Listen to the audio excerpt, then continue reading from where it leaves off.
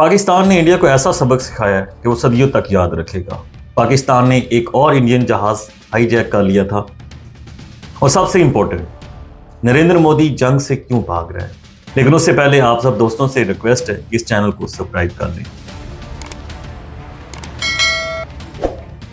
तो मैं आपको बताता चलूं कि पाकिस्तान ने इंडिया का एक और जहाज हाईजैक कर लिया था। अभी एक दिन पहले इंडियन के जो राफेल जहाज हैं वो मकबूजा जम्मू एंड कश्मीर में प्रवास कर रहे थे और इधर पाकिस्तानी साइड से हमारे J-10C जहाज जो हैं वो प्रवास कर रहे थे।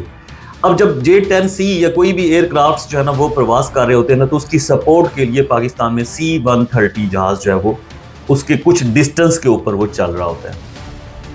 जब ये 4 राफेल इंडिया के अंदर प्रवास कर रहे थे तो इनकी ही सराउंडिंग्स में इंडिया का एक स्टॉक प्लेन वो होता है जो आर्मी ऑफिसर्स को एक जगह से दूसरी जगह लेकर जा रहा होता है, वो भी उसके सराउंडिंग्स में मूव कर रहा था। पाकिस्तानी C-130 ने इंडियन स्टॉक प्लेन को हाईजैक कर लिया। हाईजैक मतलब लॉक कर दिया। अब उसको लॉक करने के बाद उसके तमाम तर सिग्नल्स उसके टावर्स के साथ मुंतका हो गए और उसकी जो डेस्टिनेशन थी उसका पूरा रेडार सिस्टम वो बंद हो गया। यानी कि आप ये सोच लें कि जो उनका स्टॉक प्लेन था वो बिल्कुल ब्लैक एंड वाइट हो गया। ब्लाइंड जिसे बोलते हैं, डीप कहते हैं, जिसको कोई पता नहीं था कि उसने किस तरफ जाना है। आगे वाले जो राफेल जहाज थे वो उसे नजर नहीं आ रहे थे, आगे का रास्ता उसे नजर नहीं आ रहा। ये काम पाकिस्तानी C-130 ने सिर्फ 2 से 3 मिनट के लिए किया। और आपको पता है इस सारी सिचुएशन को पाकिस्तानी जो एयरक्राफ्ट है वो भी मॉनिटर कर रहे थे, देख रहे थे, और इंडियन राफेल जहाज भी मॉनिटर कर रहे थे। जब इंडियन राफेल जहाज के पायलट्स को पता चला कि उनका एक और जहाज जो है वो लॉक हो चुका है, स्टॉक प्लेन, तो वो दुम दबाकर भाग गए। उन्हें ये डर पड़ गया कि कहीं पाकिस्तानी C-130 ने उनका राफेल कोई एक जहाज भी लॉक कर दिया तो मेन फ्रंट लाइन का जो जहाज है इस वक्त जिसके ऊपर इंडिया मोस्ट रिलाई कर रहा है, राफेल जहाज, अगर उसकी वीकनेस पूरी दुनिया के सामने आ गई तो उनका जो तमाशा निकलेगा और उनकी जो इंसल्ट और एम्बैरेसमेंट होगी उसका अंदाजा आप नहीं कर सकते। जंग लगने से पहले ही उनकी पतलून गीली हो गई और वो दुम दबाकर भाग गए। ये है बेबी आपकी कन्वेंशनल वार। तो मैडम पलक शर्मा, ये है आपकी हकीकत, ये है आपकी कन्वेंशनल वार की कैपेसिटी। एक सीधी और सिंपल बात बताऊं आपको, you can't fight with Pakistan. और इसी वजह से आप सिर्फ टीवी के ऊपर बैठ के जंग लड़ सकती हैं, अपने एक मेजर गौरव आर्या को बुला के और जनरल बख्शी को बुला के।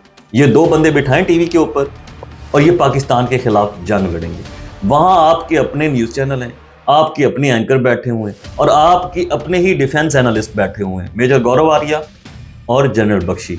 इनको बिठा के इनसे आप जंग लड़वाएं, वहां पे स्टूडियो के अंदर जंग जीते भी और अपनी आवाम को जो है ना इसी चीज़ के ऊपर खुश करते रहें। क्योंकि कन्वेंशनल वार, साइबर वार आपके बस की बात नहीं है। और इसी वजह से जो नरेंद्र मोदी बाहर में बड़के मार रहा था पिछले 3 दिन से गायब है। ये जो मेजर कार्टून, वही मेजर गौरव आर्या, बिल बतौड़ी के मुंह वाला, कहता था हमारा आर्मी चीफ गायब है।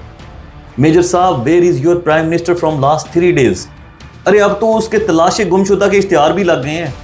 पाकिस्तानियों, आपके लिए एक इनाम जीतने का इस वक्त बहुत सुनहरी मौका है।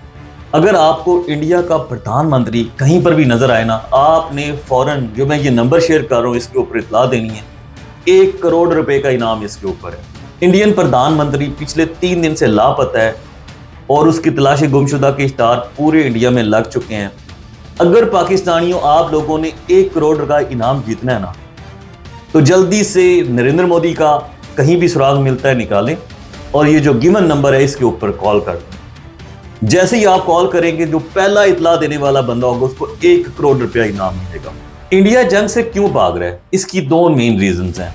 नंबर 1 कि इंडियन सेना ने जंग लड़ने से इनकार कर दिया। जी, मैं सच कह रहा हूं। अगर आपको यकीन नहीं आता तो मैं आपको प्रूफ के साथ अभी तफसील से बताऊंगा। ये जो सारा वाकया हुआ है ना, इसके ऊपर Indian deputy air chief marshal SP Dhakar ने इंडियन टॉप लीडरशिप को बताया है कि PAF, Pakistan air force, is superior then IAF, Indian air force. उनके पास जो इस वक्त मिसाइल की कैपेसिटी है या उनके पास जो इंडियन सिस्टम को लॉक करने की कैपेसिटी है वो मच बेटर है इंडियन एयरफोर्स की निस्बत। तो इन हालात में इंडियन एयरफोर्स पाकिस्तान से जंग जीतना तो दूर, जंग के मुकाबले के अंदर भी नहीं आ सकती। उसकी एक्चुअल पिक्चर जो है वो मैं पिछले वीलॉग में आपको बता चुका हूं, लेकिन फिर भी मैं रिपीट करता चलूं। पाकिस्तान के पास जो इस वक्त J-10C है तैयारा, उसके साथ जो LP-15 मिसाइल लगता है, उसकी रेंज है 200 से 300 किलोमीटर, यानी कि वो 200 से 300 किलोमीटर तक किसी भी जहाज को हिट कर सकता है। वो रेडार के ऊपर देख के उसके नजदीक जाए बगैर वहां से दूर से ही मिसाइल फायर करेंगे और 200 से 300 किलोमीटर दूर तक उस जहाज को रेंज में लाके उसको हिट कर सकता है। अब जो इंडियन एयरक्राफ्ट है राफेल, जो कि इस वक्त इंडिया का टॉप ऑफ द लाइन जहाज है, जिसके ऊपर इंडियन एयरफोर्स को और इंडियन मीडिया को बहुत ज्यादा रिलाय था, उसकी रेंज कितनी है? 100 से लेकर 130 किलोमीटर। वो सिर्फ 100 से लेकर 130 किलोमीटर अगर उस जहाज की रेंज में आते हैं तभी उनको हिट कर सकते हैं। अब मैं आपको कंपैरिजन बता देता हूं। हमारा जहाज 200 से 300 किलोमीटर दूर खड़ा हुआ है, वो अगर अपना मिसाइल फायर भी करता है तो हमारे जहाज तक तो पहुंचेगा ही नहीं। इनफैक्ट अगर हमारा जहाज 200 किलोमीटर दूर है तो वहां से अगर वो मिसाइल फेंकता है तो वो जाके सीधा इंडियन एयरक्राफ्ट को हिट कर सकते हैं। ये है डिफरेंस। LP-15 इसकी वजह से जो इंडिया की सारी मेहनत है राफेल परचेज करने की, उसके मिसाइल उसके अंदर नस्ब करने की, वो सारी की सारी नाकारा हो चुकी है। और एक और बड़ी जबरदस्त चीज है, जो पाकिस्तानियों के पास लॉक सिस्टम है ना, जो एयरक्राफ्ट को लॉक करता है, जो जैम करता है, या जो उनके पूरे सिस्टम को, उनके टावर्स को लॉक करता है, वो बहुत आउटस्टैंडिंग हो चुके हैं। लास्ट टाइम अभिनंदन का जो जहाज गिरा था ना दोस्तों, मैं आपको उसकी रीजन बताता चलूं कि अभिनंदन का जो जहाज था ना, उसको पाकिस्तानी एयरक्राफ्ट्स ने लॉक कर दिया था। उस लॉक की वजह से अभिनंदन का राब्ता उनके टावर के साथ खत्म हो चुका था। उसको नहीं समझ आ रही थी कि वो पाकिस्तान के अंदर है या इंडिया के अंदर है। इसी असना में पाकिस्तानी जो एयरक्राफ्ट थे उन्होंने उसको हिट किया और मार गिराया। यही चीज रिपीट हुई है 2 दिन पहले।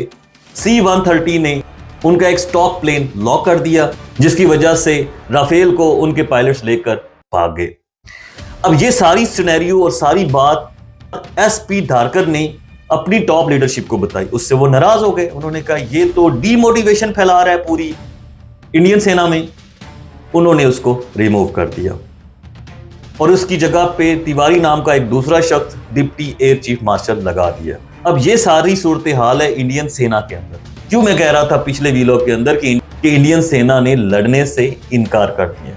ये है सारी एक्चुअल पिक्चर जो मैंने आपको बताई है। और दूसरी जो बड़ी वजह है वो सबसे इंपॉर्टेंट है, वो ये कि इंडियन गवर्नमेंट पिछले 6 से 7 दिन से कोशिश कर रही थी, अमेरिका के तल्ले कर रही थी, सऊदी अरब के तल्ले कर रही थी, ईरान के, रशिया के, चाइना के, कि हमें पाकिस्तान के खिलाफ स्ट्राइक करने की इजाज़त दी जाए।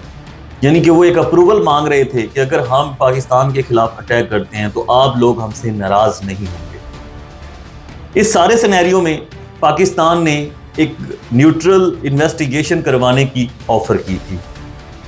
अमेरिका ने, रशिया ने, चाइना ने और सऊदी अरब ने इंडिया के मुंह के ऊपर तमाचा दे मारा है। उन्होंने कहा है कि जो पाकिस्तान कह रहा है वो करो, एक जॉइंट इन्वेस्टिगेशन टीम बनाओ और एक न्यूट्रल इन्वेस्टिगेशन रिपोर्ट पब्लिश करो।